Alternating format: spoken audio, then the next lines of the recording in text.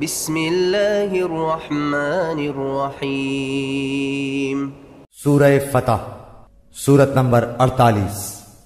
شروع کرتا ہوں اللہ تعالیٰ کے نام سے جو بڑا مہربان نہایت رحم والا ہے۔ بے شک اے نبی، ہم نے آپ کو ایک کھلم کھلا فتح دی ہے تاکہ جو کچھ تیرے گناہ آگے ہوئے اور جو پیچھے سب کو اللہ تعالیٰ معاف فرمائے اور تجھ پر اپنا احسان پورا کر دے اور تجھے سیدھی راہ چلائے اور آپ کو ایک زبردست مدد دے۔ وہی ہے جس نے مسلمانوں کے دلوں میں سکون اور اطمینان ڈال دیا تاکہ اپنے ایمان کے ساتھ ہی ساتھ اور بھی ایمان میں بڑھ جائیں، اور آسمانوں اور زمین کے کل لشکر اللہ ہی کے ہیں، اور اللہ تعالی دانا با حکمت ہے تاکہ مومن مردوں اور عورتوں کو ان جنتوں میں لے جائے جن کے نیچے نہریں بہہ رہی ہیں، جہاں وہ ہمیشہ رہیں گے، اور ان سے ان کے گناہ دور کر دے، اور اللہ کے نزدیک یہ بہت بڑی کامیابی ہے۔ اور تاکہ ان منافق مردوں اور منافق عورتوں اور مشرک مردوں اور مشرکہ عورتوں کو عذاب دے جو اللہ تعالیٰ کے بارے میں بدگمانیاں رکھنے والے ہیں، دراصل انہی پر برائی کا پھیرا ہے۔ اللہ ان پر ناراض ہوا اور انہیں لعنت کی اور ان کے لیے دوزخ تیار کی، اور وہ بہت بری لوٹنے کی جگہ ہے۔ اور اللہ ہی کے لیے آسمانوں اور زمین کے لشکر ہیں، اور اللہ غالب اور حکمت والا ہے۔ یقیناً ہم نے تجھے گواہی دینے والا اور خوشخبری سنانے والا اور ڈرانے والا بنا کر بھیجا ہے تاکہ اے مسلمانوں تم اللہ اور اس کے رسول پر ایمان لاؤ اور اس کی مدد کرو اور اس کا ادب کرو اور اللہ کی پاکی بیان کرو صبح و شام۔ جو لوگ تجھ سے بیعت کرتے ہیں وہ یقیناً اللہ سے بیعت کرتے ہیں، ان کے ہاتھوں پر اللہ کا ہاتھ ہے، تو جو شخص عہد شکنی کرے وہ اپنے نفس پر ہی عہد شکنی کرتا ہے، اور جو شخص اس اقرار کو پورا کرے جو اس نے اللہ کے ساتھ کیا ہے تو اسے عنقریب اللہ بہت بڑا اجر دے گا۔ دیہاتیوں میں سے جو لوگ پیچھے چھوڑ دیے گئے تھے وہ اب تجھ سے کہیں گے کہ ہم اپنے مال اور بال بچوں میں لگے رہ گئے، پس آپ ہمارے لیے مغفرت طلب کیجئے۔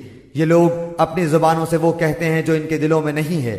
آپ جواب دے دیجئے کہ تمہارے لیے اللہ کی طرف سے کسی چیز کا بھی اختیار کون رکھتا ہے، اگر وہ تمہیں نقصان پہنچانا چاہے تو یا تمہیں کوئی نفع دینا چاہے، تو بلکہ تم جو کچھ کر رہے ہو اس سے اللہ خوب باخبر ہے۔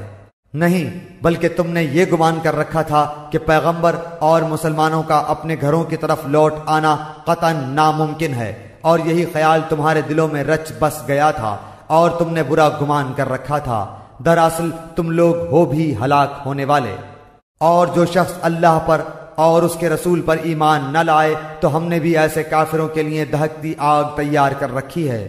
اور زمین اور آسمانوں کی بادشاہت اللہ ہی کے لیے ہے، جسے چاہے بخشے اور جسے چاہے عذاب کرے، اور اللہ بڑا بخشنے والا مہربان ہے۔ جب تم غنیمتیں لینے جانے لگو گے تو جھٹ سے یہ پیچھے چھوڑے ہوئے لوگ کہنے لگیں گے کہ ہمیں بھی اپنے ساتھ چلنے کی اجازت دیجیے۔ وہ چاہتے ہیں کہ اللہ تعالیٰ کے کلام کو بدل دیں۔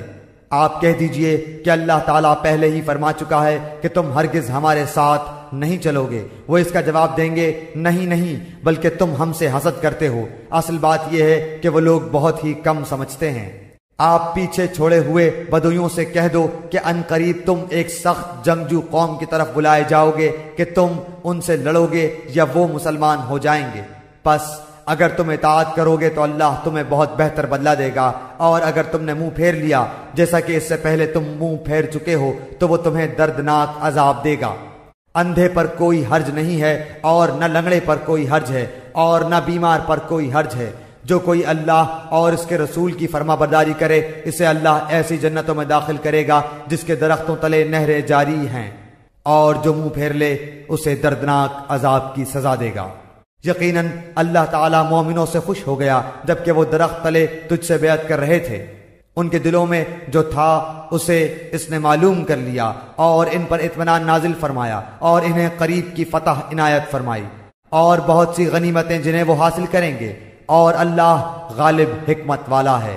اللہ تعالیٰ نے تم سے بہت ساری غنیمتوں کا وعدہ کیا ہے جنہیں تم حاصل کرو گے، پس یہ تو تمہیں جلدی ہی عطا فرما دی اور لوگوں کے ہاتھ تم سے روک دیے تاکہ مومنوں کے لیے یہ ایک نشانی ہو جائے اور تاکہ وہ تمہیں سیدھی راہ چلائے۔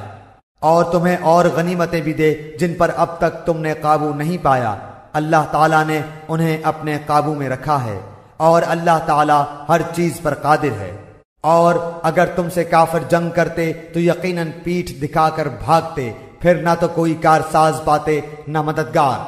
اللہ کے اس قاعدے کے مطابق جو پہلے سے چلا آیا ہے، تو کبھی بھی اللہ کے قاعدے کو بدلتا ہوا نہ پائے گا۔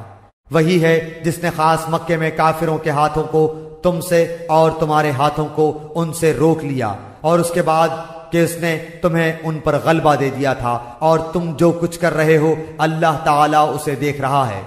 یہی وہ لوگ ہیں جنہوں نے کفر کیا اور تم کو مسجد حرام سے روکا، اور قربانی کے لیے موقوف جانور کو اس کی قربان گاہ میں پہنچنے سے روکا۔ اور اگر ایسے بہت سے مسلمان مرد اور بہت سی مسلمان عورتیں نہ ہوتی جن کی تم کو خبر نہ تھی، یعنی ان کے پاس جانے کا احتمال نہ ہوتا جس پر ان کی وجہ سے تم کو بھی بے خبری میں ضرر پہنچتا، تو تمہیں لڑنے کی اجازت دے دی جاتی، لیکن ایسا نہیں کیا گیا تاکہ اللہ تعالیٰ اپنی رحمت میں جس کو چاہے داخل کرے۔ اور اگر یہ الگ الگ ہوتے تو ان میں جو کافر تھے ہم ان کو دردناک سزا دیتے، جبکہ ان کافروں نے اپنے دلوں میں حمیت کو جگہ دی، اور حمیت بھی جاہلیت کی۔ سو اللہ تعالیٰ نے اپنے رسول پر اور مومنین پر اپنی طرف سے تسکین نازل فرمائی، اور اللہ تعالیٰ نے مسلمانوں کو تقوی کی بات پر جمائے رکھا، اور وہ اس کے اہل اور زیادہ مستحق تھے، اور اللہ تعالیٰ ہر چیز کو خوب جانتا ہے۔ یقیناً اللہ تعالیٰ نے اپنے رسول کو خواب سچا دکھایا کہ انشاءاللہ تم یقیناً پورے امن و امان کے ساتھ مسجد حرام میں داخل ہوگے، سر منڈواتے ہوئے اور سر کے بال کترواتے ہوئے، چین کے ساتھ نڈر ہو کر۔ وہ ان امور کو جانتا ہے جنہیں تم نہیں جانتے، پس اس نے اس سے پہلے ایک نزدیک کی فتح تمہیں میسر کی۔ وہی ہے جس نے اپنے رسول کو ہدایت اور دین حق کے ساتھ بھیجا تاکہ اسے ہر دین پر غالب کرے، اور اللہ تعالیٰ کافی ہے گواہی دینے والا۔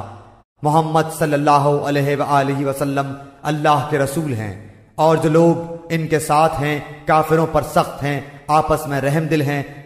تو انہیں دیکھے گا کہ رکوع اور سجدے کر رہے ہیں، اللہ تعالیٰ کے فضل اور رضامندی کی جستجو میں ہیں۔ ان کا نشان ان کے چہروں پر سجدوں کے اثر سے ہے۔ ان کی یہی مثال تورات میں ہے، اور ان کی مثال انجیل میں ہے، مثل اس کھیتی کے جس نے اپنا انکھوا نکالا، پھر اسے مضبوط کیا اور وہ موٹا ہو گیا، پھر اپنے تنے پر سیدھا کھڑا ہو گیا اور کسانوں کو خوش کرنے لگا تاکہ ان کی وجہ سے کافروں کو چڑھائے۔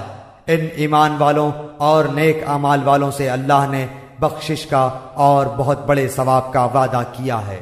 صدق اللہ العظیم۔